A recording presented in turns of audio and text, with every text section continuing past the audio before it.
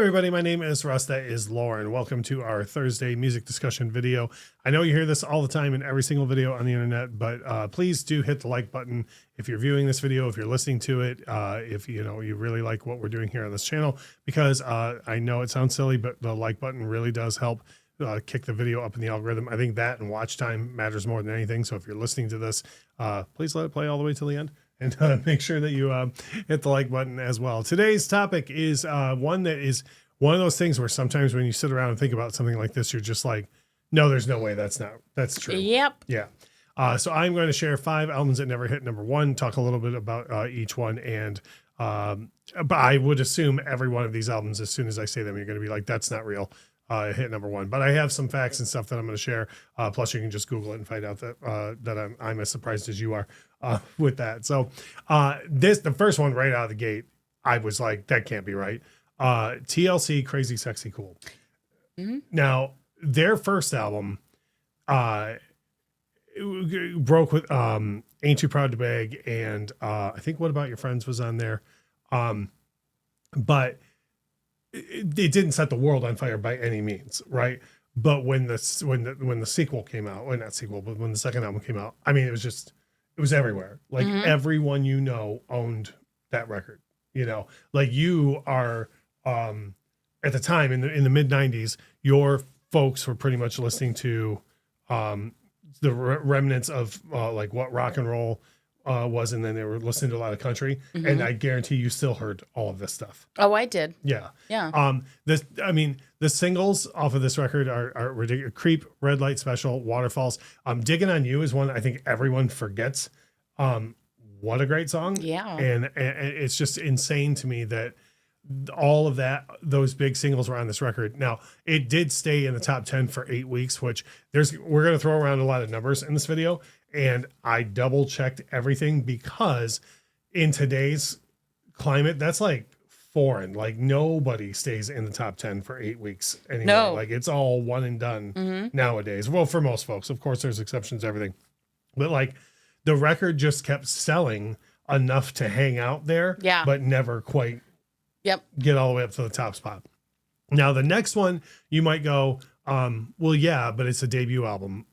But it's like, in many ways for the 90s, the debut album.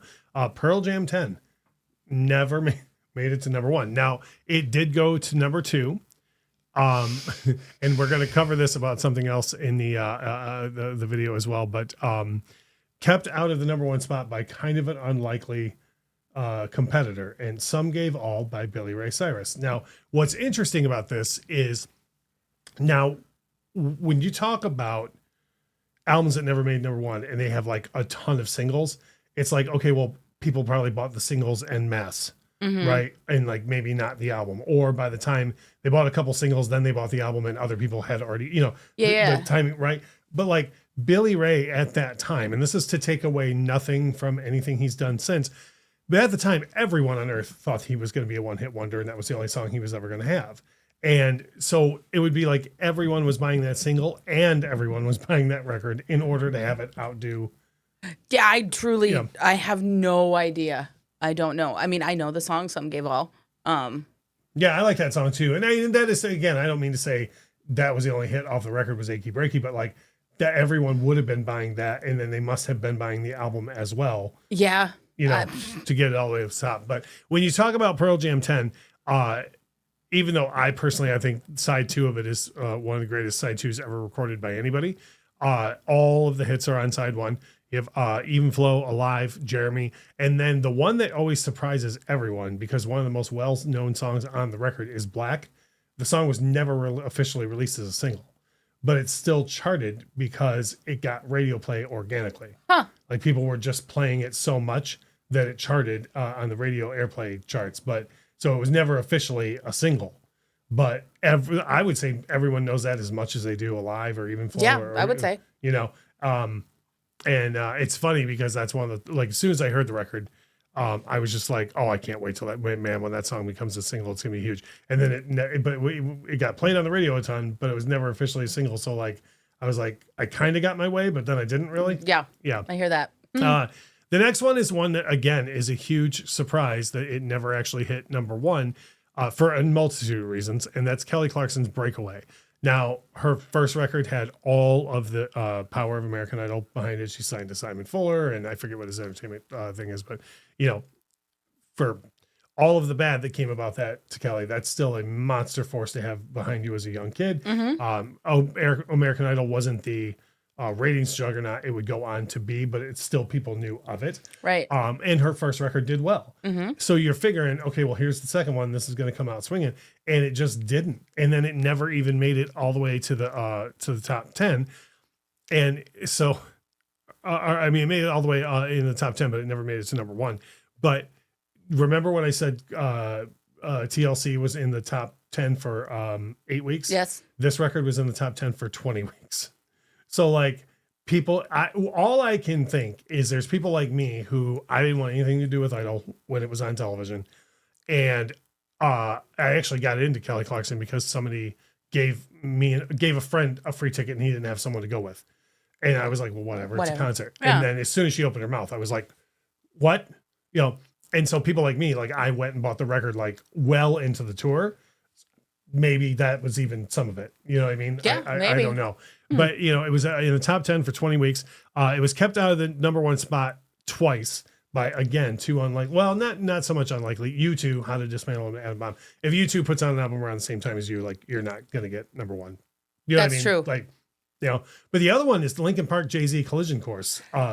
Which do you know? I absolutely do. I don't know. I think part of that for me is like, now again, I'm not super into like either Linkin Park or Jay-Z, right? But I was like absolutely aware of this because it just seemed like, does that go together? That's like peanut butter and tuna fish. Well, no, I think that was a lot. That was what. Yeah, that like, was the draw. What's was funny like, is, and not to go too off on that record, but I'm not to offend anybody. I'm just not a fan of Linkin Park. I just never have been.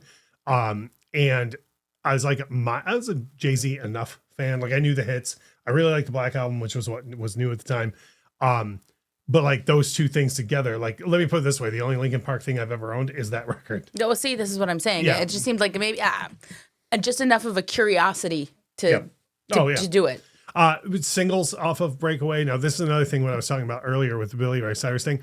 Maybe people were just buying the singles like mad and not buying the record all at once enough. Of course, the song Breakaway, Walk Away, Because of You, Behind These Hazel Eyes.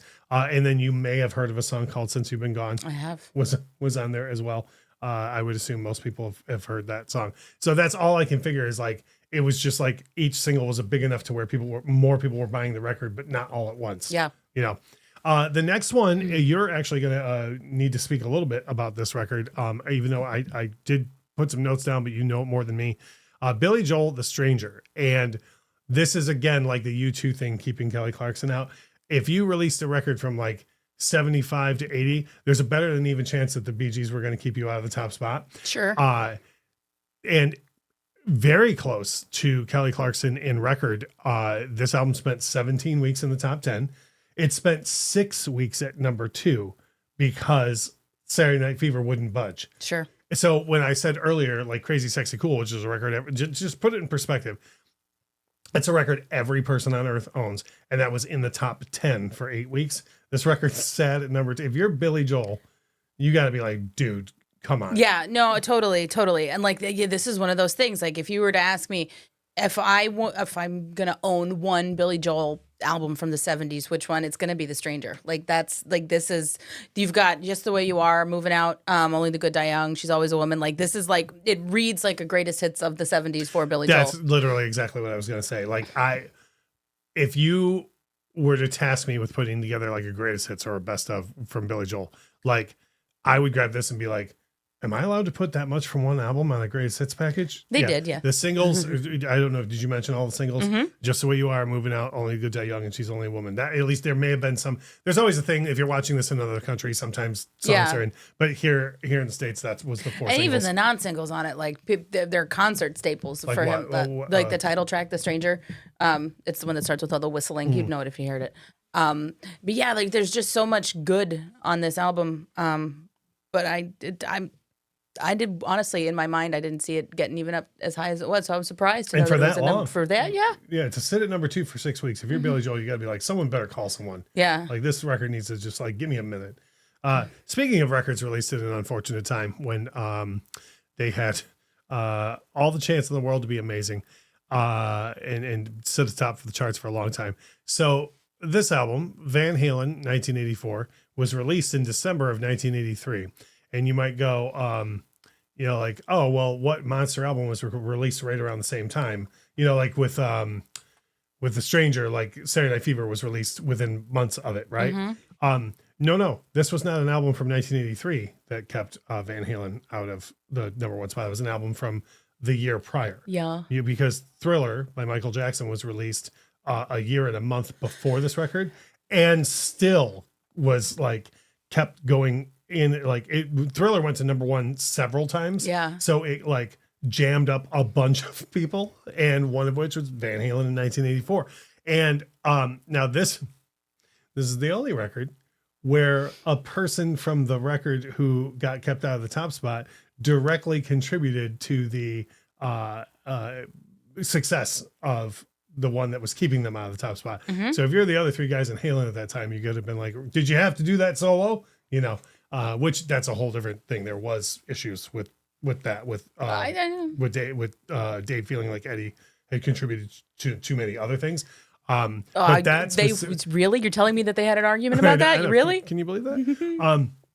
But now when you look at this, now here you go. This record spends 26 weeks in the top 10. So you got to understand, half of the year, this record's just chilling in the top 10. 16 of those weeks was in the top 5. Now, officially, there's only Jump, I'll Wait, Panama, and Hot for Teacher as singles.